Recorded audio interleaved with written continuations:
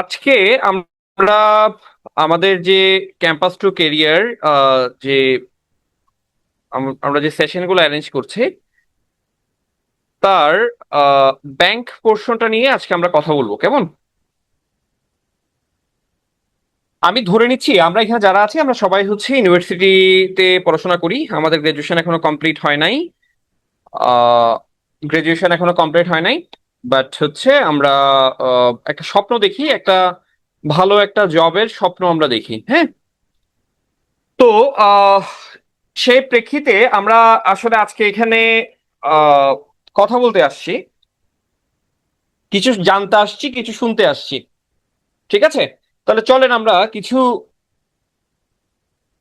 Explore করি।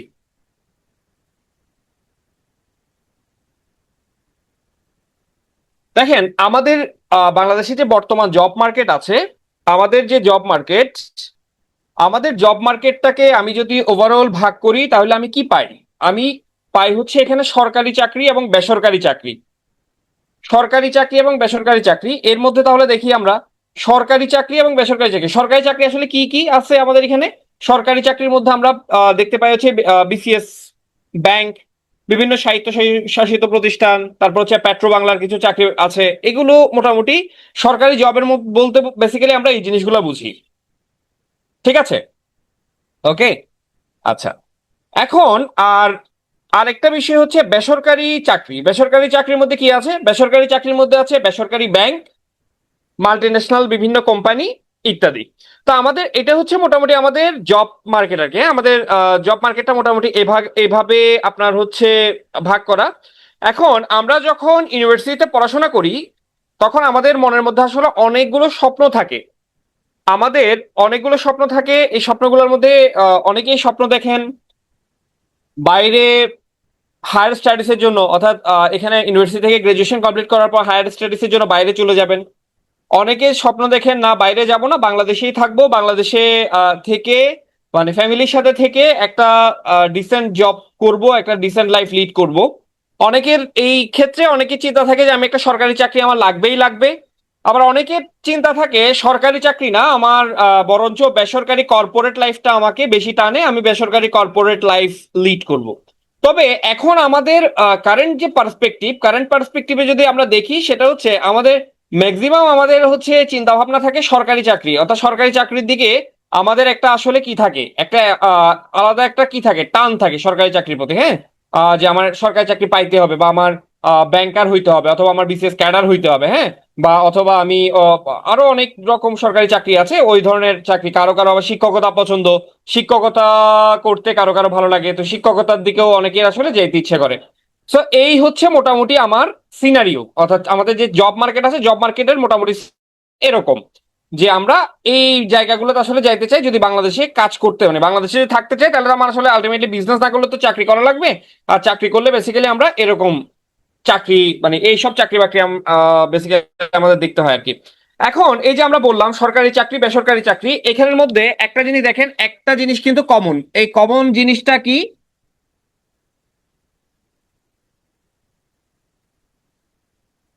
Bank. সরকারি চাকরি যদি করতে চান সেখানেও ব্যাংক আছে, বেসরকারি চাকরি যদি আপনি করতে চান সেখানেও কিন্তু আপনার কি আছে, ব্যাংক আছে, কেমন? তাহলে এই যে ব্যাংকের প্রিপারেশন, আজকে আমরা বেসিক্যালি কথা বলবো ব্যাংকের প্রিপারেশন নিয়ে, কেমন? ব্যাংকের প্রিপারেশন নিয়ে আজকে আমরা বেসিক্যালি কথা বলবো। এখন এই ব্যাংকের যে প্রিপারেশন, ব্যাংকের প্রিপারেশনের ব্যাপারে আসলে আমরা কি কথা বলবো, কি জানবো? আমি যেহেতু প্রথমে বলেছি, আমি ধরে নিচ্ছি আমরা এখানে যারা আছি আমরা বেশিরভাগই হচ্ছে কি, আমি মনে করছি আমি ইউনিভার্সিটি গোয়িং, কেমন? আমরা ইউনিভার্সিটি গোয়িং মানুষজন। ইউনিভার্সিটি যে লাইফটা আছে, আমার ইউনিভার্সিটি লাইফটা আসলে কিসের জন্য?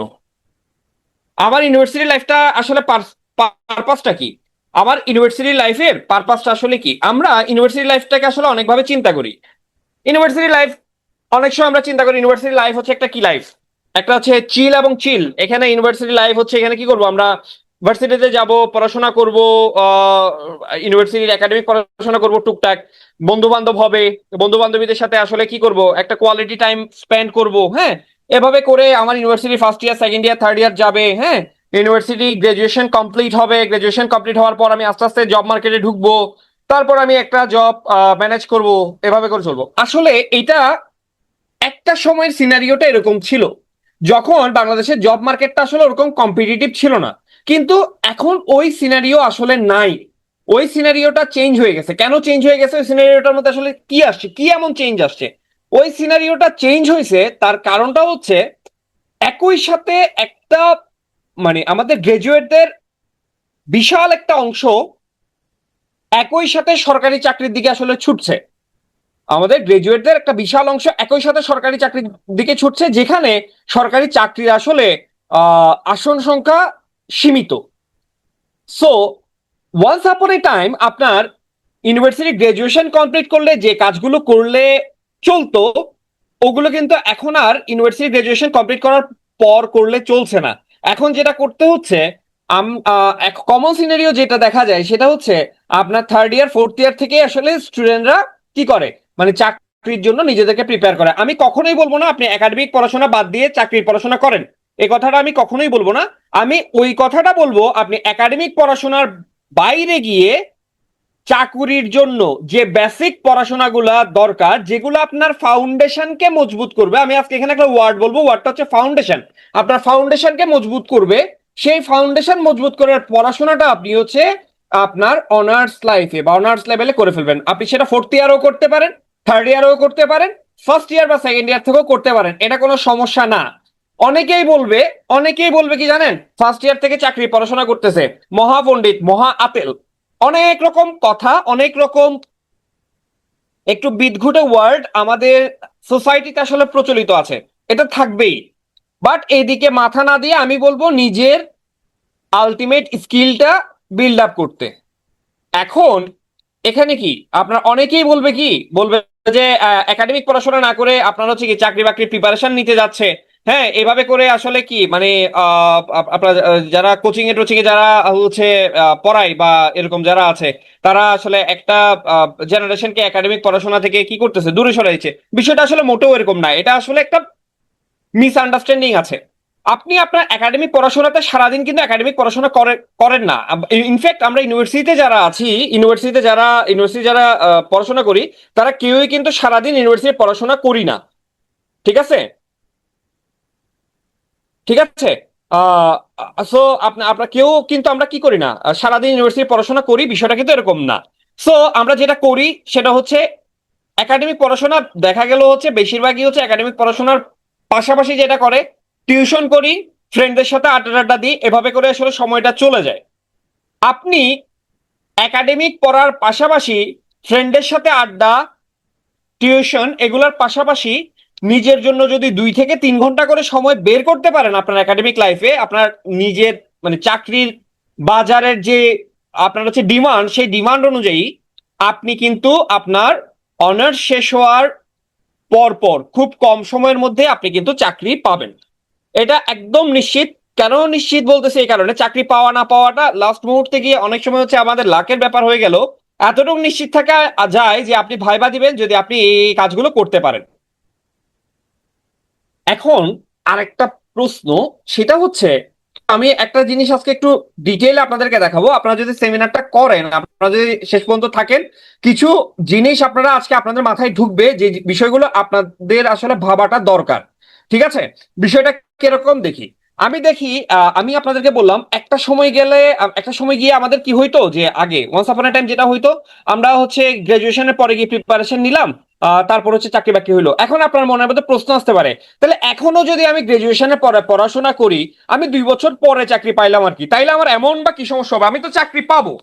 আমি এখন অনার্স লাইফে চাকরি পড়াশোনা না করে আমি অনার্স শেষ হওয়ার পরে করলাম, আমার চাকরি পাইতে একটু দেরি হইলো আর কি, কিন্তু আমি তো চাকরি পাবো, সমস্যা তো নাই। সমস্যা আছে ভাইয়া, সমস্যা আছে, অনেক বড় সমস্যা আছে। সেই সমস্যাটা কি সেটা নিয়েও আজকে আলোচনা করব। সমস্যার জায়গাটা হচ্ছে আপনার চাকরি পাওয়া এবং কেরিয়ার দুটো একই জিনিস নয়। আমাদের প্ল্যাটফর্মের নাম হচ্ছে ক্যাম্পাস টু কেরিয়ার। একটা চাকরি পাওয়া কিন্তু আপনার কেরিয়ার নয়, কেরিয়ার ডিফারেন্ট জিনিস। ওইটার ব্যাপারেও আজকে আমরা কথা বলবো, চলেন আমরা একটু আগাই কেমন। আপনাদের মনের মধ্যে কোনো কোয়েশ্চেন যদি থাকে, কোয়েশ্চেনগুলো আপনারা কি করবেন, কোয়েশ্চেনগুলো করে রাখবেন। আমি চেষ্টা করব আপনাদের কোয়েশ্চেনগুলো আনসার দিতে। তবে আজকে আমি বাংলাদেশের যে জব মার্কেট আছে, সেই জব মার্কেটের ব্যাংকিং সেক্টর নিয়ে আপনাদের সামনে কথা বলবো। ঠিক আছে, ওকে। আমাদের যে ব্যাংক সেক্টর আছে, ব্যাংক সেক্টরে আসলে যে চাকরি বাজার, এই ব্যাংক সেক্টর চাকরি বাজার আসলে আমরা কি ধরনের ব্যাংক দেখি? আমরা হচ্ছে সরকারি ব্যাংক বলতে বা রাষ্ট্রায়ত্ত ব্যাংক বলতে যে দেখি হচ্ছে আপনার হচ্ছে কি সোনালী, অগ্রণী, জনতা, রূপালী, ঠিক আছে? এই ধরনের ব্যাংকগুলোকে আমরা হচ্ছে রাষ্ট্রায়ত্ত ব্যাংক বা দেখি। এর মধ্যে আবার কৃষি ব্যাংক আছে, বিশ্বায়িত ব্যাংক, কৃষি নিয়ে কাজ করে। হ্যাঁ, এগুলো হচ্ছে সরকারি ব্যাংকের মধ্যে পড়বে। আর একই সাথে আপনার বেসরকারি ব্যাংক, আপনার তো অনেকগুলো বেসরকারি ব্যাংক আছে আমাদের। ওই বেসরকারি ব্যাংকের কিন্তু বেসরকারি ব্যাংকগুলো কিন্তু আপনার হচ্ছে কি, আপনার হচ্ছে চাকরি, এই জব মার্কেটে কিন্তু একটা ভাইটাল রোল প্লে করতেছে এখন।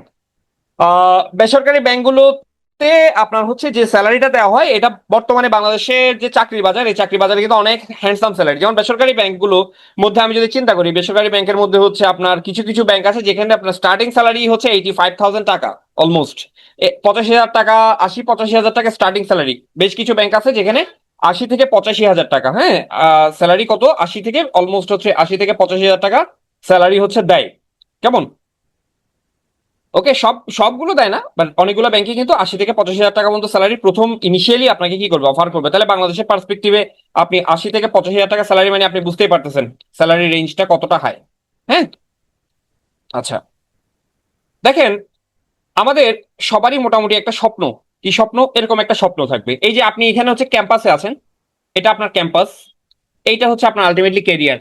অর্থাৎ আপনার ক্যাম্পাস থেকে কেরিয়ার, দেখেন, এই যে ক্যাম্পাস, ক্যাম্পাস টু কেরিয়ার, এই কেরিয়ারে কি আছে দেখেন, এই কেরিয়ারে কি আছে, এই যে টাকা, টাকা দেখা যাচ্ছে।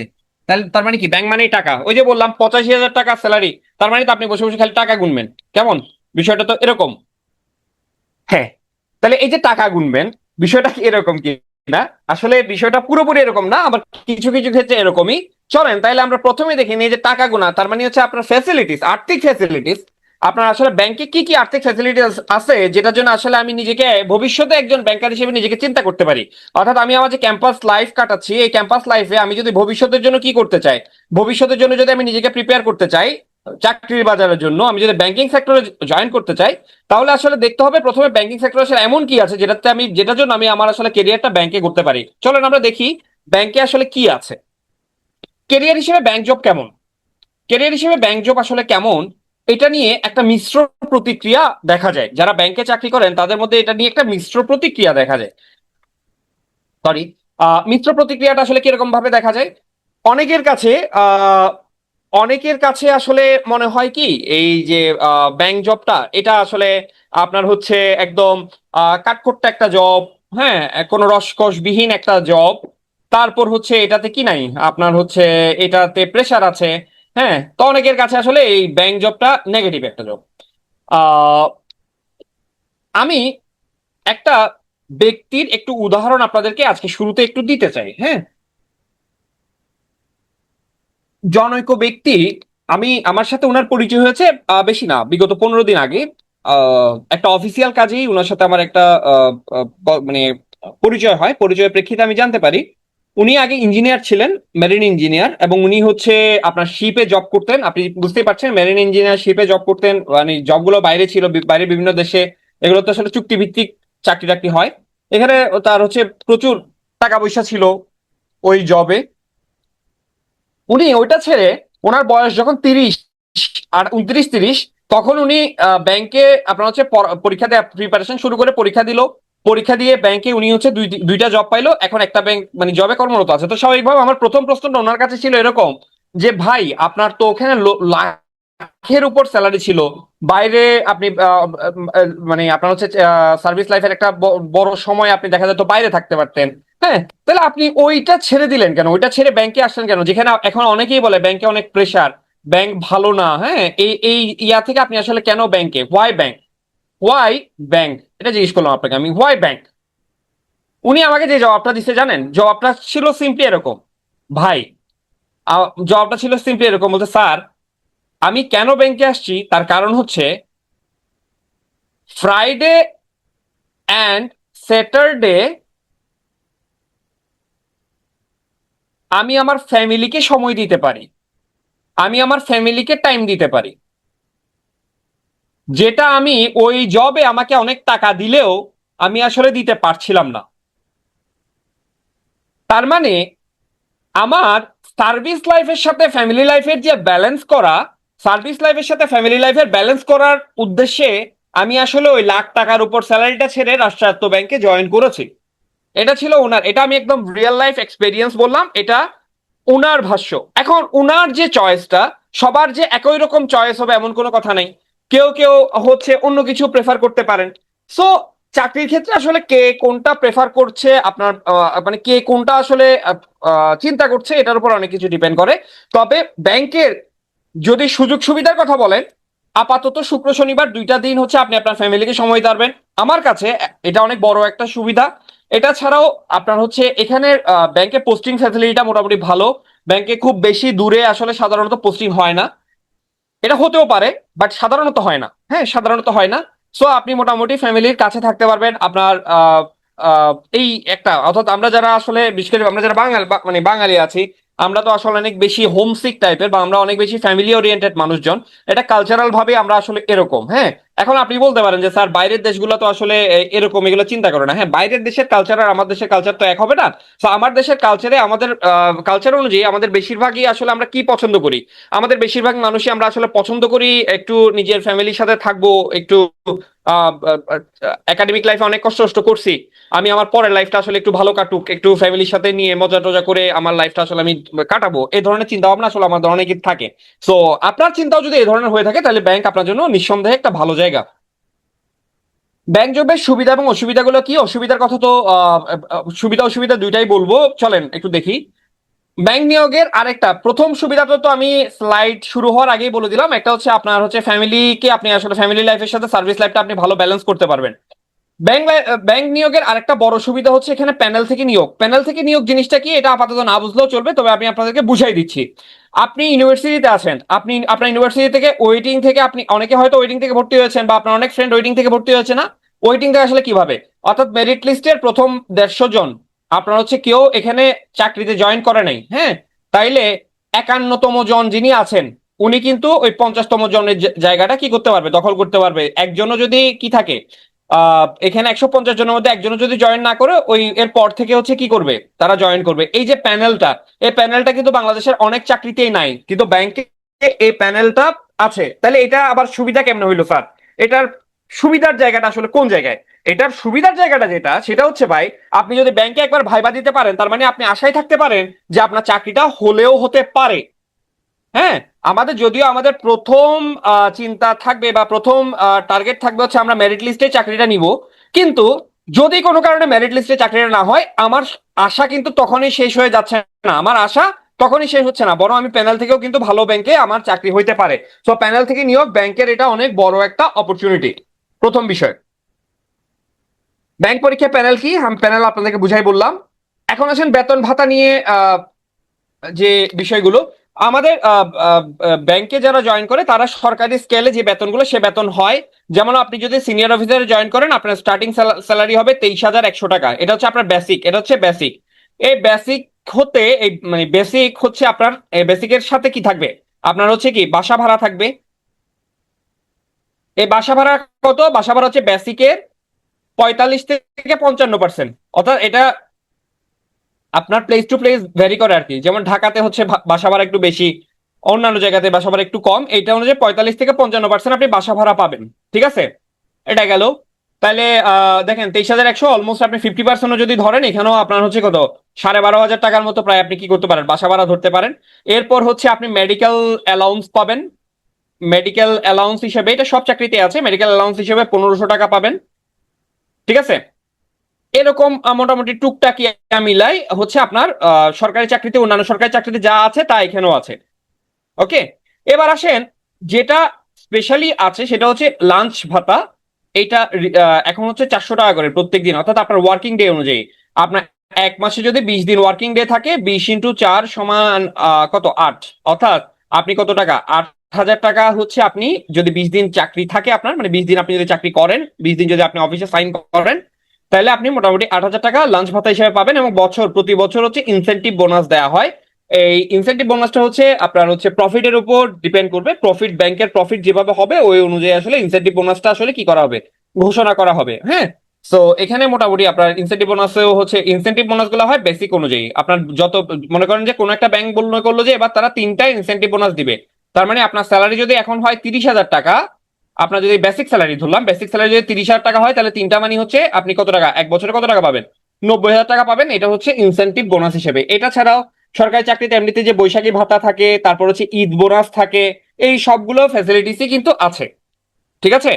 তার মানে বাড়তি হিসেবে আমরা যে দুইটা পাইলাম, এখানে হচ্ছে লাঞ্চ ভাতাটা, লাঞ্চ সাবসিডি যেটা আছে সেটা পাইলাম, আর প্রতি বছর ইনসেন্টিভ বোনাস হয়, এটা আমরা পাচ্ছি ব্যাংকে। হ্যাঁ, অর্থাৎ কেন আপনি ব্যাংকে যাবেন বা ব্যাংকে আসলে কি আছে এটা। ওকে, এরপর দেখেন, এরপর যেটা সেটা হচ্ছে বেতন ভাতার পর হচ্ছে আপনার 1 বছর পার হওয়ার পরে আপনি হচ্ছে কম্পিউটার লোন পাবেন। কম্পিউটার লোন, এগুলো এই লোনগুলো দেওয়া হচ্ছে হচ্ছে খুব কম ব্যাংক রেট আর কি। ব্যাংক রেট হচ্ছে 4%, 4% ইন্টারেস্ট রেট। যেখানে বাজারে ইন্টারেস্ট রেট হচ্ছে 12 থেকে 13% চলে, সেখানে আপনি 13% বা 4% সুদে হচ্ছে আপনি কি পাবেন? 1 বছর পরে হচ্ছে কম্পিউটার লোন পাবেন 1.5 লক্ষ টাকা। 3 বছর পার হওয়ার পর, আপনার চাকরি 3 বছর পার হওয়ার পর প্রায় 5 লাখ টাকার হচ্ছে আপনি কি পাবেন? বাইক লোন পাবেন, মোটরসাইকেল লোন পাবেন প্রায় 5 লক্ষ টাকা। সবগুলাই এই রেটে আর কি। ঠিক আছে? আর চাকরির 3 বছর পার হওয়ার পর আপনি হচ্ছে ইনস্ট্যান্ট লোন পাবেন 5 লাখ টাকা পর্যন্ত। হ্যাঁ, আপনার চাকরি যখন 5 বছর হয়ে যাবে ব্যাংকে, এরপর আপনি ব্যাংকের যেটা অনেকেই ব্যাংকে করে যে আপনার ব্যাংকারদের আসলে কি হয়, বাড়ি গাড়ি হয়, এই কারণেই বলে ব্যাংকারদের যে বাড়ি গাড়ি হয়, এই কারণেই বলা হয় 5 বছর পার হওয়ার পর আপনি এখন পর্যন্ত 1,20,00,000 টাকা দেওয়া হয়। 1,20,00,000 পর্যন্ত আপনার হচ্ছে কি হাউস বিল্ডিং লোন, ফ্ল্যাট কিনা বা বাড়ি করার জন্য 1,20,00,000 পর্যন্ত লোন পাবেন। সেটা হচ্ছে আপনার এই 4% ইন্টারেস্টে, অর্থাৎ ইন্টারেস্ট রেটটা অনেক কম। কেমন? 1,20,00,000 পর্যন্ত আপনি লোন পাবেন 5 বছর অতিবাহিত হয়ে যাওয়ার পরে আপনার চাকরি। কেমন? তাহলে এইগুলো আছে। এখন দেখেন, বিষয়টা হচ্ছে দেখেন আপনি 5 বছরে চাকরির 5 বছরের মধ্যে আপনি হচ্ছে কি করতে পারছেন, চাইলে আপনি কিন্তু বাড়ির মালিক হতে পারছেন। এখন আপনার প্রশ্ন হতে পারে, স্যার এটা তো লোন। হ্যাঁ, এটা তো লোন, এটা তো আমার চাকরি বেতন থেকে অ্যাডজাস্ট হবে। আপনি যখন চাকরি অবস্থায় থাকবেন তখন আপনার শুধু বাসা ভাড়া বাবদ যে টাকাটা আছে সেটা কেটে নেওয়া হবে, অন্য কোনো টাকা কাটবে না। জাস্ট বাসা ভাড়া বাবদ যে টাকাটা আপনি পান, সেই টাকাটা জাস্ট হচ্ছে ডিডাক্ট করা হবে আপনার সার্ভিস লাইফে থাকা অবস্থায়। আর আপনার হচ্ছে যখন যখন হচ্ছে আপনি কি করবেন, আপনি চাকরির শেষে গিয়ে এটা হচ্ছে যে রিমেনিং ইয়াটা থাকে ওটা ওভাবে করে অ্যাডজাস্ট হবে। চাকরির শেষে গিয়েও তো আসলে পিএফ টিএফ মিলে প্রচুর টাকা আসে আর কি। তো এই হচ্ছে আর আপনি যখন এজিএম হবেন, হ্যাঁ এজিএম ব্যাংকে যখন এজিএম হয়ে যাবেন, তখন আপনি হচ্ছে গাড়ি কেনার জন্য লোন দেওয়া হবে। গাড়ি কেনার জন্য আপনার হচ্ছে প্রায় 30 লাখ টাকার মতো লোন দেওয়া হবে গাড়ি কেনার জন্য। এই 30 লাখ টাকা গাড়ি কেনার লোন, এবং আপনি এজিএম হওয়ার ইয়েতে আপনার হচ্ছে কত, 40 থেকে 50 হাজার টাকা পর্যন্ত আপনি হচ্ছে কার মেনটেনেন্স বাবদ একটা আলাদা টাকা পাবেন। অর্থাৎ এটা খুব দারুণ একটা আর কি। অর্থাৎ আপনি শুধু কার দিবে বিষয়টা এরকম না, বা শুধু গাড়ি আপনাকে কেনার জন্য লোন দিবে বিষয়টা এরকম না। একই সাথে আপনার হচ্ছে কি দিবে, ওই গাড়ি মেনটেনেন্স যে কস্টটা আছে সেটাও কিন্তু আপনার কে করবে, ব্যাংক বিয়ার করবে। কেমন? এই ছিল মোটামুটি হচ্ছে বেতন ভাতা বা কি কি আছে এটার বিষয়ে। এখন এটা ছাড়াও হচ্ছে আপনি যে মনে করেন চাকরি থেকে অবসরে গেলেন, আপনার তাও খায়েশ জাগছে যে না আমি আরো কিছুদিন চাকরি করতে চাই, কিন্তু আপনি 59 বছর পার হওয়ার পর তো আর চাকরি করতে পারবেন না, আপনার রিটায়ারমেন্টে যাইতেই হবে। তো আপনি যদি একজন ভালো আদর্শ ব্যাংকার হন, 59 বছর পর আপনি যদি ব্যাংকিং ইন্ডাস্ট্রিতে আসলে ভালো কিছু দিতে পারেন, তাহলে এই 59 বছর পরে গিয়ে আপনাকে বিভিন্ন আর্থিক প্রতিষ্ঠানে খুব ভালো ভালো পোস্টে কিন্তু আপনাকে কি করা হবে, আপনার হচ্ছে চুক্তিভিত্তিক নিয়োগ দেওয়া হবে। ওগুলোও কিন্তু খুব ভালো টাকা পয়সা পাওয়া যায় আর কি। হ্যাঁ, যদি কেউ চাকরি করতে চায় ওভাবে করে করার সুযোগ থাকে। এখন আসেন হচ্ছে প্রমোশন। প্রমোশন কেমন, হ্যাঁ ব্যাংকে প্রমোশন কেমন? দেখেন, একটা বিষয় আমি আপনাদেরকে বলেছিলাম, একটা বিষয় শুরুতে আপনাদেরকে বলেছিলাম, অনেকেই তো চিন্তা করে অনার্স শেষ হওয়ার পরে 2-3 বছর পরে চাকরি পাইলে আসলে কি ক্ষতি হবে। একটু আগে বলেছিলাম যে কথাটা, আমি বলেছিলাম অনেক ক্ষতি আছে। হ্যাঁ, কেরিয়ার আর আপনার হচ্ছে চাকরি পাওয়ার কথা না, এটাই হচ্ছে এখন। প্রমোশন পলিসি ব্যাংকে বেশ সহজ, কারণ আপনি যখন জয়েন করবেন, আপনি যদি সিনিয়র অফিসারে জয়েন করেন, এটা হচ্ছে নবম গ্রেড, এটা হচ্ছে নবম গ্রেডের চাকরি। সিনিয়র অফিসার থেকে 9 গ্রেড থেকে আপনি হচ্ছে একটা প্রমোশন পাইলে 6 গ্রেডে উঠে যাবেন। ব্যাংকে 7 বা 8 গ্রেড বলে নাই, আপনার একটা প্রমোশন হইলে 9 গ্রেড থেকে আপনি সরাসরি 6 গ্রেড, 6 গ্রেড হচ্ছে প্রিন্সিপাল অফিসার। এরপর একটা প্রমোশন পাইলে হবেন আপনি এসপিও, সেটা হচ্ছে 5th গ্রেড। এরপর থেকে হচ্ছে এজিএম, মানে আপনি 4th গ্রেডে পৌঁছে যাবেন এজিএম হইলে, তখন হচ্ছে আপনি কি পাবেন, ওই যে গাড়ি কেনার জন্য লোন পাবেন, গাড়ির মেনটেনেন্স পাবেন।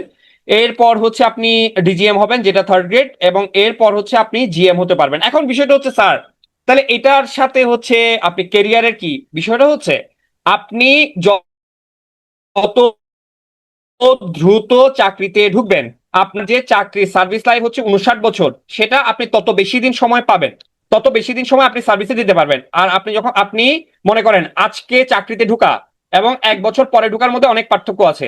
আজকে যে মানুষটা চাকরিতে ঢুকছে সে জিএম হতে পারবে, কিন্তু 1 বছর পরে চাকরিতে ঢোকার ফলে আপনি হয়তো ডিজিএম এ গিয়ে জিএম প্রমোশনটা পাবেন না। অর্থাৎ আপনার কেরিয়ার স্মুথ হবে আপনি যত দ্রুত এই সব ভালো পোস্ট গুলাতে আপনি আপনার জবটা সিকিউর করতে পারবেন। আমি আশা করি বুঝাইতে পারছি কেন অনার্স লেভেলে গিয়ে আপনার আসলে চাকরির জন্য পড়াশোনা করাটা জরুরি। হ্যাঁ, academic, apart from your academic studies, হ্যাঁ, কেন আপনার আসলে চাকরি প্রিপারেশনের জন্য নিজেকে প্রিপেয়ার করা জরুরি। এই যে আপনি যদি একটা স্মুথ কেরিয়ার চান, আপনি একটা ব্যাংকের জিএম হবেন, আপনি চিন্তা করতে পারেন এগুলো এখন আপনি চিন্তাও করতে পারবেন না, কিন্তু আপনি যখন চাকরিতে জয়েন করে ফেলবেন তখন আপনি বুঝবেন আপনার জুনিয়ররা যখন আপনার সিনিয়র হয়ে যাবে তখন খারাপ লাগবে। এইসব খারাপ লাগা অ্যাভয়েড করার জন্য, নিজের প্রমোশন গুলো ভালো মানে খুব দ্রুত প্রমোশন পাওয়ার জন্য আপনার হচ্ছে এই সব কিছু মিলাই আপনি যেটা করবেন সেটা হচ্ছে অ্যাজ সুন অ্যাজ পসিবল আপনি আহ চাকরি পাওয়ার জন্য নিজেকে যেভাবে প্রস্তুত করা দরকার সেটা চেষ্টা করেন। এই আজকে যে সেমিনারে আপনারা যারা আছেন বা আজকে যারা সেমিনারে যারা যারা কথাগুলো শুনবেন, আপনারা যখন ব্যাংকে চাকরি করতে যাবেন, বিলিভ ইট অর নট, এই প্রত্যেকটা কথা আপনার যদি মনে থাকে আপনি হাড়ে হাড়ে টের পাবেন। আজকে সেমিনারে যে কথাগুলো আপনাকে বলা হচ্ছে এই কথাগুলো আসলে মানে ওই সময়ের জন্য কতটা উপযোগী হবে বা এই কথাগুলোর আসলে মাহাত্ম্যটা কি আপনি হাড়ে হাড়ে এখানে টের পাবেন। ব্যাংক চাকরি পাইতে কেমন সময় লাগে? আপনি যদি গুছায় প্রস্তুতি নেন খুব কম সময়ের মধ্যে ব্যাংকে চাকরি পাওয়া সম্ভব। ওকে, এখন আসেন ব্যাংকে যে নিয়োগ হয় এই ব্যাংকে নিয়োগ প্রক্রিয়াটা কি। ব্যাংকে নিয়োগ প্রক্রিয়ার মধ্যে আছে হচ্ছে প্রিলি, লিখিত এবং ভাইবা।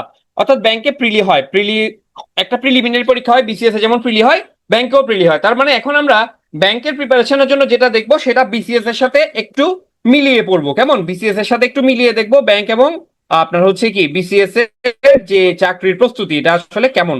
হ্যাঁ, ওকে, আচ্ছা, তাহলে দেখেন ব্যাংক এবং আপনার হচ্ছে কি এই যে বিসিএস এর প্রিপারেশনটা কেমন, প্রস্তুতিটা কেমন আমি একটু দেখি। হ্যাঁ, বিসিএস এও প্রিলি পরীক্ষা হয়, ব্যাংকেও প্রিলি পরীক্ষা হয়, তার মানে এখানে একটা মিল আছে। ওকে, বিসিএস এ লিখিত হয়, ব্যাংকেও লিখিত হয়, এখানেও একটা মিল আছে। বিসিএস এ ভাইবা হয়, ব্যাংকেও ভাইবা হয়, তার মানে প্রক্রিয়াটা সেম। তাহলে পার্থক্যটা কোন জায়গায়? বিসিএস এ প্রিলিমিনারি পরীক্ষা হয় 200 মার্কের, যেখানে ব্যাংকে প্রিলিমিনারি পরীক্ষা হবে 100 মার্কের। বিসিএস এ প্রিলিটা হয় 200 মার্কের, ব্যাংকে প্রিলি হয় হচ্ছে 100 মার্কের।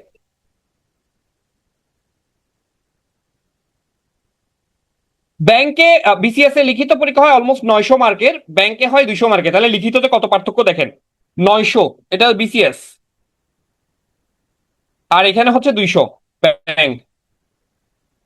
ভাইবা যদিও এখন কমানোর কথা, ব্যাংক আমি শুধু এখানে ব্যাংকের ভাইবাটা লিখি, ব্যাংকের ভাইবা হয় হচ্ছে 25 মার্কের। বিসিএস এরটা যেহেতু ইয়ার মধ্যে আছে বিসিএস এর ভাইবা নিয়ে বললাম না এখন, ঠিক আছে। আচ্ছা, যারা আপনার আমার সেশনটা করছেন আমাদের সাথে পার্টিসিপেন্টস যারা আছেন তারা আমাকে একটু জানাবেন সোফার আপনাদেরকে ব্যাংকের ফ্যাসিলিটিস বা ব্যাংকের যে ইনস এন্ড আউটস যেগুলো বললাম ব্যাংকের চাকরির, এখানে কোনো কোয়েশ্চেন আপনাদের আছে কিনা। ব্যাংকের যে ইনস এন্ড আউটস বললাম, ফ্যাসিলিটিস গুলো বললাম, এখন হচ্ছে ব্যাংকের আপনি জিজ্ঞেস করতে পারেন যে ব্যাংকের অসুবিধা তো বলেন, অসুবিধা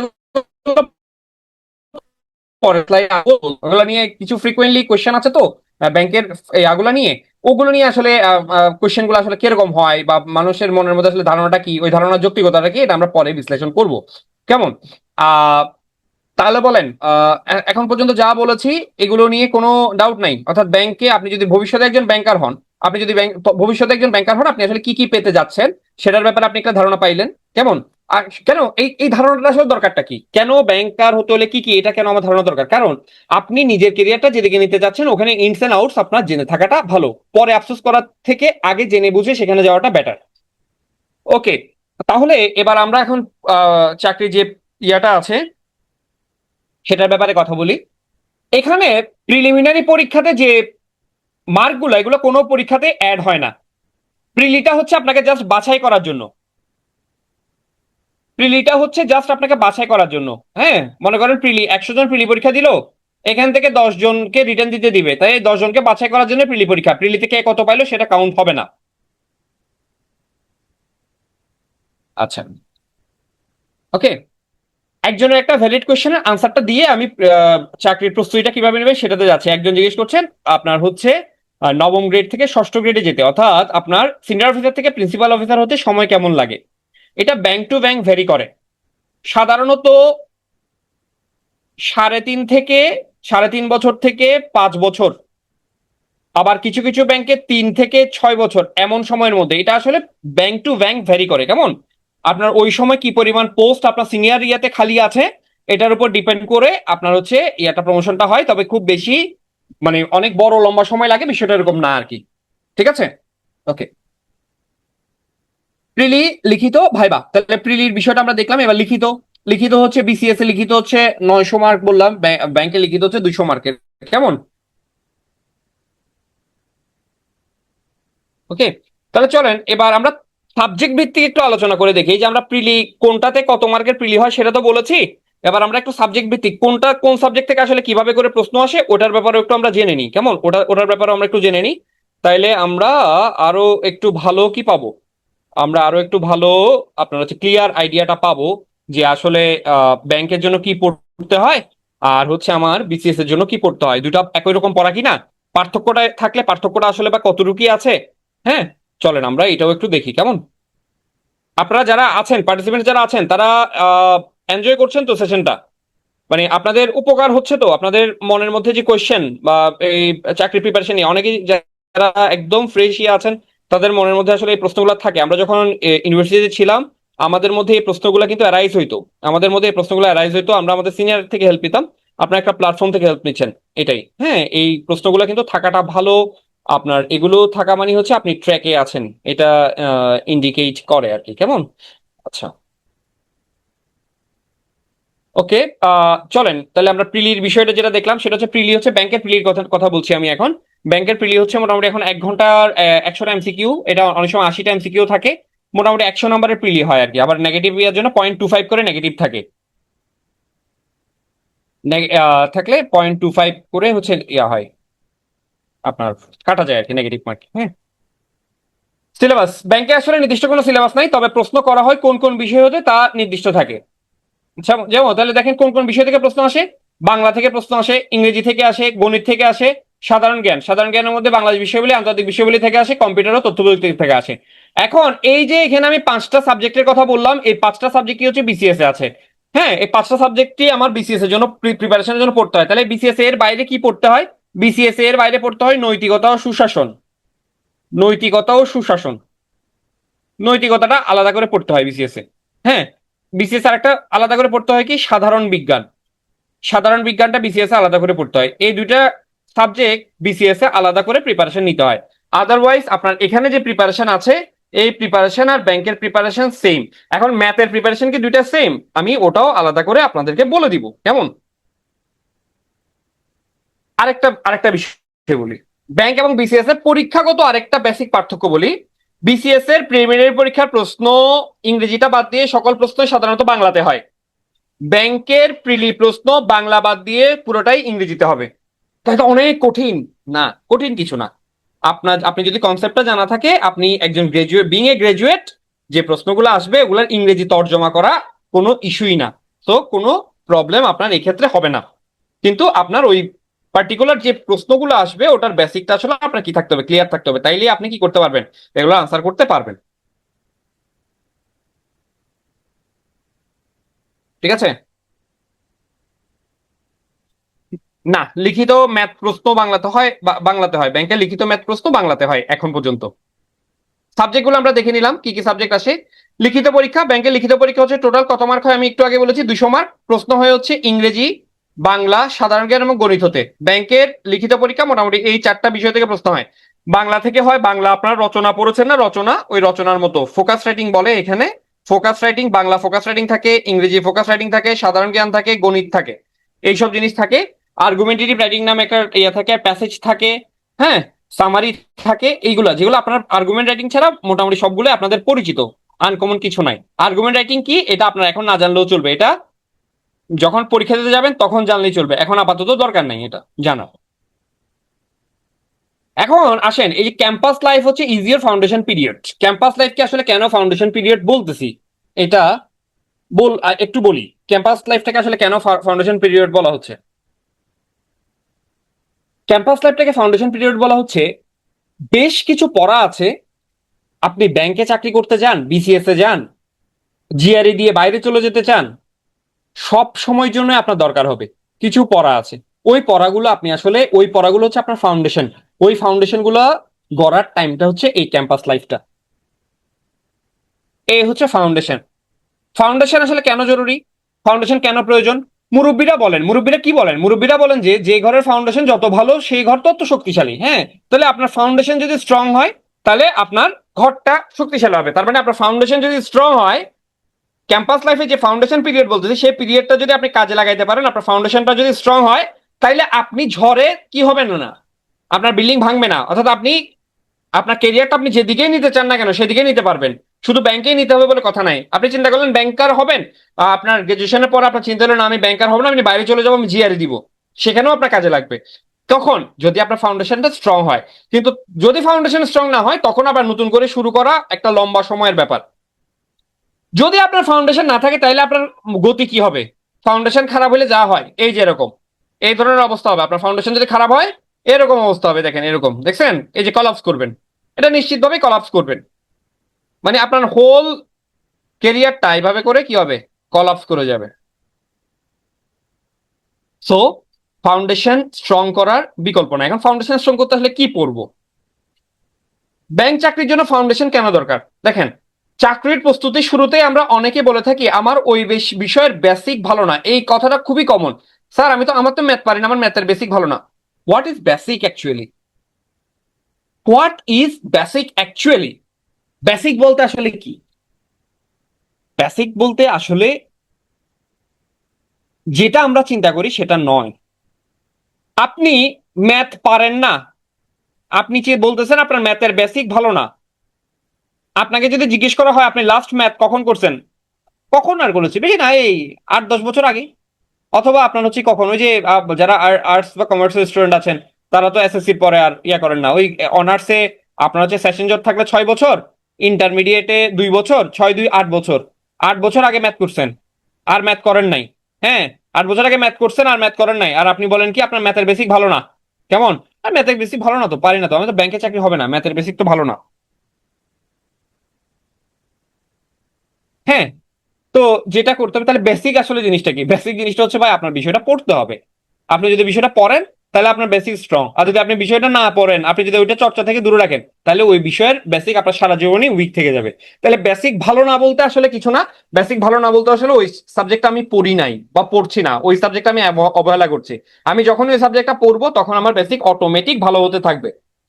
ফাউন্ডেশন হলো মূলত সেই বেসিক বিল্ড আপ। ফাউন্ডেশন হচ্ছে আপনার ওই যে যেটা আপনি পড়েন নাই, যেটা স্কুল লাইফে ফাঁকি দিছেন, ওই জিনিসটাকে কি করা, আপনার যে ফাঁকি দিয়ে যে গ্যাপটা তৈরি হয়েছে ওই গ্যাপটা ফুলফিল করার টাইমটাই হচ্ছে এই ফাউন্ডেশন পিরিয়ডটা।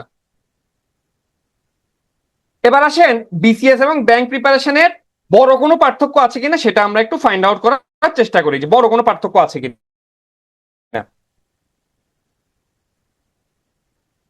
কেমন? বড় কোনো পার্থক্য? আমি এটা প্রিলির কথা বলছি, ব্যাংকে আসে 25 মার্কের প্রশ্ন, তাহলে সেম। ব্যাংকে 5টা মার্কের প্রশ্ন কম আসে, তাহলে এখানে পার্থক্যর জায়গাটা আসলে কি? পার্থক্য জায়গা কি খুব বেশি আছে? এখানে কি আসলে খুব বেশি পার্থক্যের জায়গা আছে? না, খুব বেশি আসলে পার্থক্যের জায়গা নাই। তাহলে বেসিক পার্থক্যটা আসলে কোথায় জানেন? বিসিএস এ আপনার হচ্ছে বাংলা সাহিত্যকে অনেক গুরুত্ব দিয়ে পড়তে হয়, বাংলা সাহিত্যকে অনেক গুরুত্ব দিয়ে পড়তে হয়, কারণ বিসিএস রিটেনেও বাংলা সাহিত্য থেকে প্রশ্ন আসে। ব্যাংকে যেহেতু বাংলা সাহিত্য থেকে রিটেনে প্রশ্ন আসে না, ব্যাংকে বাংলাটা লাগেই শুধু প্রিলির জন্য, মানে বাংলা ব্যাকরণ বলেন সাহিত্য বলেন সেটা লাগেই শুধু প্রিলির জন্য। সুতরাং ব্যাংকে আপনার পড়াশোনাটা হবে প্রিলি সেন্ট্রিক, এবং ব্যাংকে প্রিলিতে ব্যাকরণকে বেশি গুরুত্ব দিতে হয়, বাংলা ব্যাকরণকে। মানে বাংলার 25 মার্কের প্রিপারেশনের জন্য বাংলা ব্যাকরণকে বেশি গুরুত্ব দিতে হয়। ব্যাকরণ থেকে দেখা যায় প্রায় 17-18 নম্বরের প্রশ্ন চলে আসে ব্যাংকের ব্যাকরণ থেকে। আর সাহিত্য পাঠ থেকেও ব্যাংকেও প্রশ্ন আসে বাংলা সাহিত্য থেকে, এই সাহিত্য থেকে যে প্রশ্ন আসে, সাহিত্য থেকে আপনার হচ্ছে মনে করেন আপনার হচ্ছে 7 থেকে 8 নম্বরের প্রশ্ন সাহিত্য থেকে আসতে দেখা যায়। তার মানে ব্যাংকের জন্য আপনার সাহিত্য এবং ব্যাকরণ পড়তে হচ্ছে, ব্যাকরণটা একটু বেশি পড়তে হচ্ছে। বিসিএস এর জন্য ইকুয়ালি দুইটা জিনিসই আপনার পড়তে হচ্ছে, বিসিএস এ হচ্ছে ইকুয়ালি আপনার দুইটা জিনিসই পড়তে হচ্ছে। কিন্তু পড়তে তো আপনার দুই জায়গাতেই হবে, পড়তে আপনার দুই জায়গাতেই হচ্ছে। অর্থাৎ বাংলা ভাষা এবং সাহিত্য বিসিএস এবং ব্যাংকের বেসিক কোনো পার্থক্য নাই। হ্যাঁ, বিসিএস এ হয়তো একটু ডিটেলে পড়তে হয়, বাট ব্যাংকেও ওইগুলো পড়তে হয়।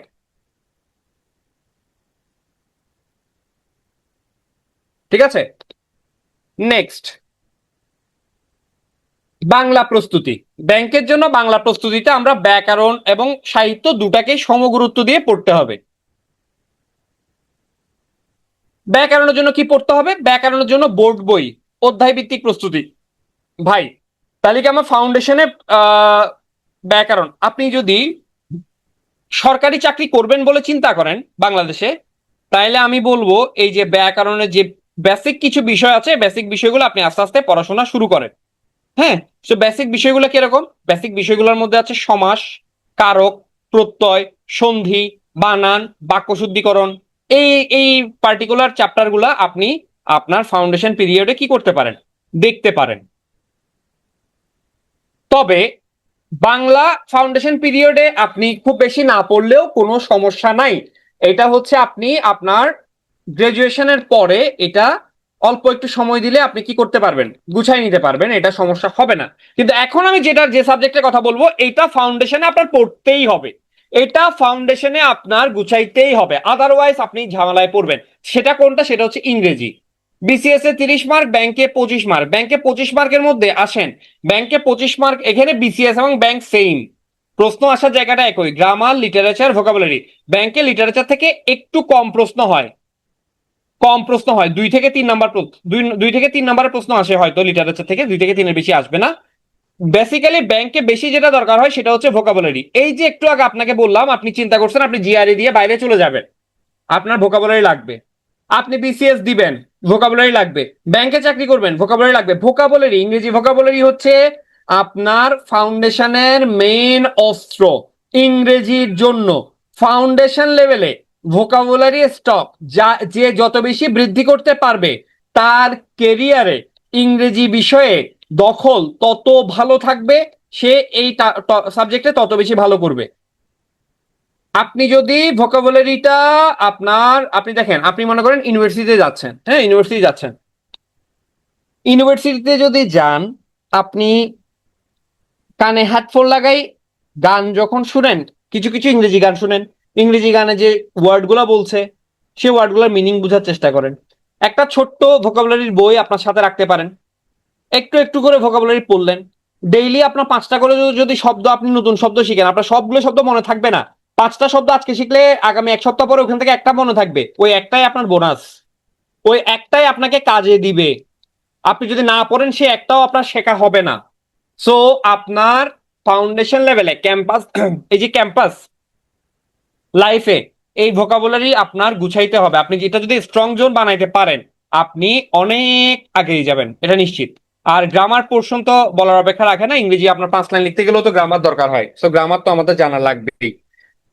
তো ইংরেজি প্রস্তুতিতে বিসিএস ও আপনার গ্রামার লাগে, ব্যাংকেও গ্রামার লাগে, বিসিএস ও ভোকাবুলারি লাগে, ব্যাংকেও হচ্ছে ভোকাবুলারি লাগে।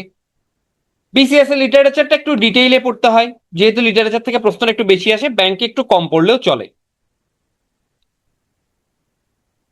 ব্যাংক জব প্রস্তুতিতে ইংরেজি খুবই গুরুত্বপূর্ণ। ভোকাবুলারি আপনি যত বেশি পারবেন, ব্যাংক জব প্রাপ্তিতে আপনি তত বেশি এগিয়ে থাকবেন। এবার আসেন ম্যাথ নিয়ে। আপনাদের কোনো পার্টিকুলার সাবজেক্ট নিয়ে জিজ্ঞেস করা থাকলে জিজ্ঞেস করিয়েন, পরে আমি আনসার দেওয়ার ট্রাই করবো, কেমন? আমি পরবর্তীতে এটা আনসার দিব আপনাদেরকে। আপনারা হচ্ছে আহ, আহ, দেখতে থাকেন, যদি কোনো সাবজেক্ট নিয়ে কোনো কিছু জানতে চান সেটা আমি কি করব, আপনাদেরকে আনসার দিব না, হ্যাঁ।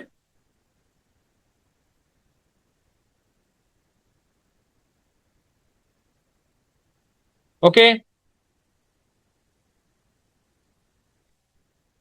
আচ্ছা, একটা প্রশ্ন আসছে বাংলাদেশ ব্যাংক নিয়ে, প্রশ্নটা কি জানি ছিল।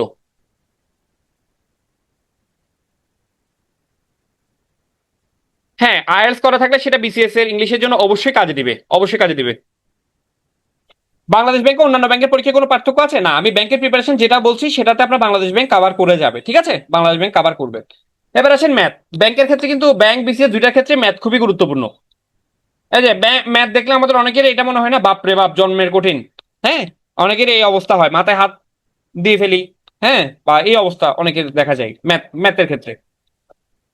আপনি কি করবেন? আপনি ম্যাথের জন্য, ব্যাংকের ম্যাথের জন্য আমি বলছি, বেসিক্যালি এটা বিসিএস এও কাজে লাগবে। ক্লাস 7 থেকে 10 পর্যন্ত যে ম্যাথ বই আছে সেই ম্যাথ বইটা ভালোভাবে শেষ করেন, খুব ভালোভাবে শেষ করেন। এটা বক্কর চক্কর করে পড়ালেখা করলে হবে না। ক্লাস 7, আপনি ক্লাস 6 থেকেই ধরেন, আপনি ম্যাথ পারেন না, ক্লাস 6 থেকেই ধরেন। এখন আপনি যদি বলেন তার কি বলেন, ক্লাস 6 এর ম্যাথ করবো এই বয়সে এসে, একটা ইজ্জতের একটা বিষয় আছে না, লুকাই লুকাই ঘরের দরজা বন্ধ করে করেন, কিন্তু তারপরেও করেন। কেমন? কেন করেন? কারণ আপনি ম্যাথ পারেন না, তাই আপনার করতে হবে। ঠিক আছে, ক্লাস 6 এর ম্যাথ আপনি ধরেন, চিন্তা করলেন যে আগামী আমি 1 মাস সময় নিলাম, 1 মাসের মধ্যে ক্লাস 6 এর ম্যাথ আমি শেষ করবো, তার মানে 1 মাসের মধ্যে আপনার ক্লাস 6 এর ম্যাথ শেষ। এরপর আপনি ক্লাস 7 এর ম্যাথ ধরবেন। ক্লাস 7 এর ম্যাথে আপনি চিন্তা করলেন আমি আরো 1 মাস সময় নিব, এই 1 মাসে ক্লাস 7 এর ম্যাথ শেষ, 1 মাসে ক্লাস 7 এর ম্যাথ শেষ করবেন। এভাবে 6 মাস সময় ধরে, 6 মাস সময় ধরে আপনার কেরিয়ারে মানে ক্যাম্পাস লাইফে আপনি আপনি 6, 7, 8, 9 এগুলোর ম্যাথগুলো ভালোভাবে শেষ করেন। ব্যাংকের জন্য বেসিক্যালি পাটিগণিত অংশটাকে একটু কি করবেন, ভালো করে গুরুত্ব দিবেন।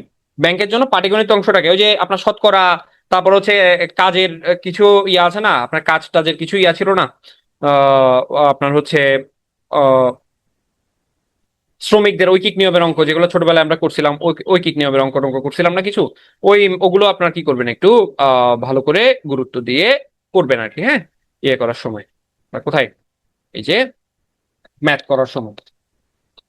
এবার আসেন সাধারণ জ্ঞান প্রস্তুতি। সাধারণ জ্ঞান প্রস্তুতি বিসিএস ও আছে, ব্যাংকেও আছে। বিসিএস এ সাধারণ জ্ঞান একটু ডিটেলে পড়তে হয়, ব্যাংকে সাধারণ জ্ঞান খুব বেশি ডিটেলে পড়তে হয় না। ব্যাংকে সাধারণত সাম্প্রতিক বিষয় থেকে প্রশ্ন আসে, আবার কমন মানে যেটা সাধারণ জ্ঞান এমনি নর্মাল সাধারণ জ্ঞান যেগুলো আছে, যেগুলো সবসময়ের জন্য রাখে, ওরকম থেকেও প্রশ্ন আসে। তো সাধারণ জ্ঞান প্রস্তুতি কিভাবে হবে, ওই যে আমি বললাম রিসেন্ট, আপনি এখন কারেন্ট অ্যাফেয়ার্স নিয়ে আপনার হচ্ছে ইউনিভার্সিটিতে দৌড়াবেন, এগুলো হচ্ছে পড়াশোনা না, পড়াশোনা করার করতেছি মতো ভাব ধরা, এই ভাব ধরা যাবে না। কারেন্ট অ্যাফেয়ার্স নিয়ে পড়াশোনার ভাব ধরা বন্ধ করতে হবে, কারেন্ট অ্যাফেয়ার্স পড়াই যাবে না। কারেন্ট অ্যাফেয়ার্স কখন পড়তে হবে সেটা বলে দেবো পরে, কারেন্ট অ্যাফেয়ার্স এখন পড়তে হবে না, এখন হচ্ছে বেসিক জিকে পড়ার টাইম। বেসিক জিকে আসলে কি? ভাই আপনি মুক্তিযুদ্ধ সম্পর্কে জানেন, আপনি মুক্তিযুদ্ধ সম্পর্কে ভালো করে জানেন, আপনি বাংলাদেশের সংবিধান সম্পর্কে ভালো করে জানেন, এগুলো আপনার ব্যাংকেও লাগবে, বিসিএসও লাগবে। ঠিক আছে, বাংলাদেশের মুক্তিযুদ্ধ, সংবিধান, বাংলাদেশের অর্থনীতি, বাংলাদেশের ব্যাংক ব্যবস্থা, এই 4টা আইটেম আপনি হচ্ছে মানে আপনার হচ্ছে অনার্স লাইফে এই 4টা আইটেম আপনি ভালো মতো কি করে ফেলেন, আত্মস্থ করে ফেলেন, ভালো মতো পড়ে ফেলেন এই 4টা আইটেম। আপনার জিকে এর বেসিক এখানেই হয়ে যাবে। আপনার বেসিক স্ট্রং করার এই জায়গাটাতে আপনার বেসিক স্ট্রং হবে। আন্তর্জাতিক সাধারণ জ্ঞানে আন্তর্জাতিক পোর্শন থেকে আপনি কি পড়বেন? সাধারণ জ্ঞানে আন্তর্জাতিক পোর্শন থেকে আপনি দেখেন গুরুত্বপূর্ণ দেশগুলো নিয়ে জানবেন। গুরুত্বপূর্ণ দেশগুলোর মধ্যে আছে চীন, দেখেন আপনি চীন, ইউএসএ, রাশিয়া, ইরান, ইউক্রেন, মধ্যপ্রাচ্যের যে দেশগুলো আছে এগুলোর ব্যাপারে। তারপর হচ্ছে আমার এশিয়ার দেশগুলোর মধ্যে আছে মনে করেন মায়ানমার, মায়ানমার সম্পর্কে আপনি জানলেন। কেমন? এই সব দেশ সম্পর্কে আপনি একটু কি করেন, ডিটেইলে পড়াশোনা করেন এখন। হ্যাঁ, কোনো একদিন আপনি চীন নিয়ে পড়তে বসলেন, চীন নিয়ে পড়লেন, হ্যাঁ, চীন নিয়ে পড়তেছেন, ইউএসএ নিয়ে আপনি হচ্ছে কি আপনার হচ্ছে ইউএসএ সম্পর্কে জানলেন। তারপর হচ্ছে গুরুত্বপূর্ণ প্রতিষ্ঠান সম্পর্কে জানেন। আপনার ব্যাংকের চাকরির জন্য হচ্ছে গুরুত্বপূর্ণ প্রতিষ্ঠান সম্পর্কে আপনার জানতে হবে, যেমন বিশ্ব ব্যাংক সম্পর্কে আপনি জানবেন, আইএমএফ সম্পর্কে জানবেন। এরপর হচ্ছে আপনার পরিবেশ নিয়ে জানবেন, পরিবেশ সংক্রান্ত বিভিন্ন ধরনের প্রোটোকল আছে, ওই প্রোটোকল গুলোর ব্যাপারে জানবেন। আরো গুরুত্বপূর্ণ সংস্থার মধ্যে আছে আপনার মনে করেন যে ন্যাটো আছে। হ্যাঁ, ন্যাটো আছে, ন্যাটো একটা সামরিক জোট, ন্যাটোর ব্যাপারে আপনি জানলেন। কেমন? ওয়ার্ল্ড ব্যাংকের কথা তো বললাম, আইএমএফ এর কথা আপনাকে বললাম। কেমন? আরো অনেক অনেক গুরুত্বপূর্ণ ইয়ে আছে, এগুলো যে কোনো সাধারণ জ্ঞানের বইতেই আপনি পাবেন। হ্যাঁ, বেসিক্যালি ব্যাংকের জন্য হচ্ছে বিশ্ব ব্যাংক, আইএমএফ এগুলো সম্পর্কে ভালো মতো জানবেন, এগুলো হচ্ছে আপনার বেসিক পড়াশোনা। হ্যাঁ, তারপর হচ্ছে মনে করেন জাতিসংঘের ব্যাপারে আপনি জানলেন, জাতিসংঘ তো বিসিএস এ অবশ্যই জাতিসংঘ থেকে প্রশ্ন আসবে। হ্যাঁ, জাতিসংঘ থেকে অবশ্যই বিসিএস এ কি আসবে, প্রশ্ন আসবে। কেমন? তাহলে আমরা দেখলাম এই যে এখানে যেগুলো আমি আজকে বললাম এগুলো সবগুলো আপনার বিসিএস এবং ব্যাংক দুই জায়গার জন্যই প্রযোজ্য, দুই জায়গার জন্যই প্রযোজ্য। এবার কি কি পড়তে হবে না পড়তে হবে তো বললাম। আইসিটি নিয়ে এখন আপাতত আপনার কিছু করার দরকার নেই। আপাতত আইসিটি নিয়ে আপনি যেটা করবেন, আমরা ইউনিভার্সিটি লাইফে যে কাজটা করি নাই, প্রত্যেকটা ইউনিভার্সিটিতে কম্পিউটার ল্যাব আছে। আমরা বেশিরভাগ ছাত্রছাত্রী আসলে কম্পিউটার ল্যাবে যায় না, এটা ভুল। আপনি কম্পিউটারের সাথে পরিচিত হবেন, আপনি কম্পিউটারে এক্সেলের টুকটাক যোগ গুণ এগুলা করার চেষ্টা করবেন অবসর টাইমে গিয়ে, হ্যাঁ, এগুলা জাস্ট নিজের স্কিল বাড়ানো। তারপর হচ্ছে বিভিন্ন কি এর কাজ, কোন কি এর কাজ কি, এগুলো কিন্তু পরীক্ষাতে অনেক সময় আসে, হ্যাঁ। তারপর হচ্ছে কম্পিউটার বিভিন্ন শর্টকাট এগুলো আপনারা জানেন, তারপরও যারা জানেন না বা যারা এগুলো আসলে ইউজ করেন না, এগুলো একটু একটু টুকটাক ইউজ করবেন। আইসিটি নিয়ে এর বেশি কিছু আপাতত জানার দরকার নেই। হ্যাঁ, আপনার হচ্ছে এখানে এত বেশি আহামরি কোনো আইসিটি আসে না যেগুলো আপনার খুবই এগুলো জানতে হবে। মোটামুটি তবে ওই যে আপডেটেড যেগুলো আছে, মনে করেন নতুন কোনো একটাই আসলো, যেমন 5G এখন, 5G, ঠিক আছে, তারপর হচ্ছে এআই এর যুগ, এআই সম্পর্কে আপনি জানলেন, হ্যাঁ, রোবোটিক্স সম্পর্কে আপনি জানলেন, এগুলো নিজে জানার জন্য জানবেন, নিজের হচ্ছে জানার পরিধি বাড়ানোর জন্য আপনি জানবেন। কিন্তু আপাতত আইসিটির জন্য ডিটেইলে আপনার এই ইউনিভার্সিটি থাকা অবস্থায় পড়ার দরকার আছে বলে আমার মনে নাই। বরং আপনি প্র্যাকটিক্যালি যদি আপনি বাংলা টাইপ করতে জানেন সেটা আপনার জন্য ভালো, বাংলা টাইপ শিখতে পারলে, ইংরেজি টাইপ ফাস্ট করতে পারলে সেটা আপনার জন্য ভালো। এই এই আর কি। ওকে, এবার আসেন বিশ্ববিদ্যালয় জীবনে আমাদের সাধারণ ভুলগুলো কিভাবে হয়। বিশ্ববিদ্যালয় জীবনে আমরা অনেকে মনে করি খালি এনজয় আর এনজয়, খালি এনজয় করতেছি, এই যে দেখেন এনজয় করতে, এনজয় করা খারাপ না। ইউনিভার্সিটি লাইফে এনজয় না করলে কখন করবেন? অবশ্যই এনজয় করবেন, বাট এনজয় করার পাশাপাশি ভবিষ্যৎটা যাতে এনজয় মুক্ত হয়ে না যায়, ভবিষ্যতে যেন আর সারা জীবনের জন্য এনজয় করতেই না পারেন, ওইরকম কন্ডিশনে যাতে যেতে না হয়, ওই ওইটাও কি করবেন, ওইটাও চেষ্টা করবেন, ঠিক আছে। ওইটার জন্য নিজের কেরিয়ারে আপনার কি করতে হবে, একটু একটু নিজের কেরিয়ারের জন্য সময় দিতে হবে, কেমন? ওকে, আচ্ছা। এরপর হচ্ছে কি, আপনার হচ্ছে আমরা বেশি সোশ্যাল মিডিয়াতে আপনার হচ্ছে কি এডিক্টেড হয়ে যাই ইউনিভার্সিটির টাইমগুলোতে। এখানে সোশ্যাল মিডিয়াতে আপনার কিছু গুরুত্বপূর্ণ আপনার হচ্ছে যেমন P2 এর পেজ আছে, কেমন, আহ এগুলো আপনি লাইক টাইক দিয়ে রাখবেন, তাইলে যেটা হবে এখানে আপনার চাকরির বাজারে এখন কি চলতেছে, কিরকম প্রশ্ন আসতেছে, এইসব বিষয়ে আপনি আসলে কি করুন, ভালো আইডিয়া পাবেন, হ্যাঁ। অন্যান্য ইয়ে থেকে এইসব পেজ হচ্ছে আপনাকে ভালো কাজে দিবে আর কি। আমি সামনের এর আগে স্লাইড গুলোতে যে ভুলগুলো দেখাইলাম, যে হচ্ছে চিল করলেন, তারপর হচ্ছে আপনার এই যে বিভিন্ন সোশ্যাল মিডিয়াতে এডিকশনে থাকলেন, বিশ্ববিদ্যালয় জীবনে চতুর্থ বছর শেষে গিয়ে দেখবেন আপনি চোখে কিছু দেখতেছেন না, আপনার ভবিষ্যৎ অন্ধকার, আপনার ফ্রেন্ডরা অনেক আগায় গেছে, আপনি চাকরি দরকার, আপনার ইমিডিয়েট চাকরি দরকার, আপনার ফ্যামিলি ওই কন্ডিশনে চলে গেছে, কিন্তু দেখা যাচ্ছে আপনি আসলে কি করতে পারতেছেন না, আপনার আসলে চাকরি কোনো প্রিপারেশনই নাই। এই কন্ডিশনে যাতে না পড়েন সেই জন্যই আসলে ক্যাম্পাসে আপনার কি করতে হবে, এই ক্যাম্পাস টাইমটাতেই আপনাকে নিজেকে আস্তে আস্তে গুছাইতে হবে। এখন করণীয় হচ্ছে আপনি আপনার অন্যান্য ব্যস্ততার পাশাপাশি নিজের স্কিল বৃদ্ধিতে কিছু সময় ব্যয় করুন। ভোকাবুলারি এবং ম্যাথ প্রস্তুতি এমন ভাবে হোক যেন জিআরই জিমেটের জন্য নিজেকে প্রস্তুত করে নিতে পারেন, যেটা বারবার করে একটু আগে বললাম। আপনি যদি দেশ ছেড়ে বাইরে যাবেন চিন্তা করেন, তাহলে আপনার জিআরই জিমেট দিতে হবে, সেখানের ম্যাথ গুলো কিন্তু ব্যাংকের ম্যাথের সাথে সিমিলার। ওই ম্যাথ গুলো এভাবে করে করেন যাতে জিআরই জিমেটের ম্যাথ গুলো আপনার কি হয়ে যায়, কভার হয়ে যায়। ভোকাবুলারি ওভাবে করে নিজেকে তৈরি করেন।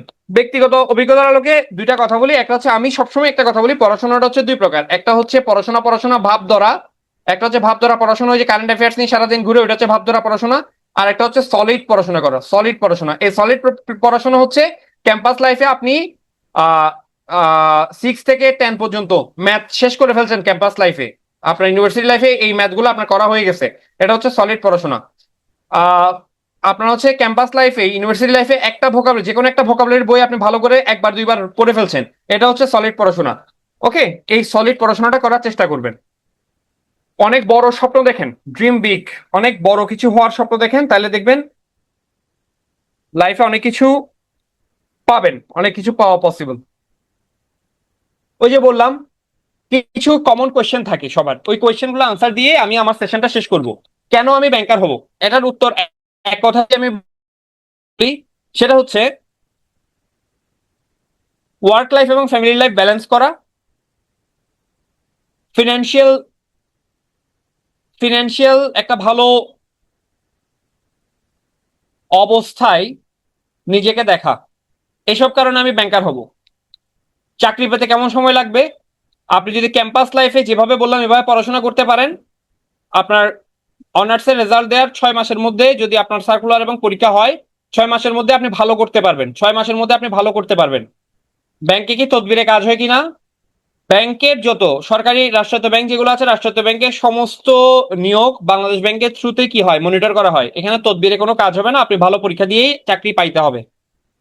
আমি কি বিসিএস এবং ব্যাংক একই সাথে প্রস্তুতি নিতে পারবো কিনা? ডেফিনেটলি আপনি প্রস্তুতি নিতে পারবেন। আপনাকে যে আজকে যা যা পড়তে বলছি প্রত্যেকটাই বিসিএস এবং ব্যাংকে লাগে। আপনি যদি ইউনিভার্সিটি লাইফে এই জিনিসগুলো গুছাই ফেলতে পারেন, তাইলে বাড়তি যে অংশটুকু বিসিএস এ লাগে সেটা খুব বেশি ব্যাক পেতে হবে না সেটা পারার জন্য আপনার।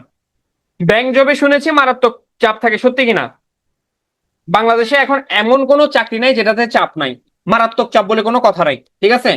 যারা প্রশাসন পুলিশ ক্যাডার আছে উনারাও এক্সট্রিম প্রেসারে থেকে কাজ করছেন, ঠিক আছে? মনে রাখবেন যে মাছে কাটা যত বেশি সেই মাছ তত স্বাদ। থ্যাংক ইউ সো মাচ যারা অনেক ধৈর্য নিয়ে কষ্ট করে সেশনটা শুনেছেন, সবাইকে অসংখ্য ধন্যবাদ।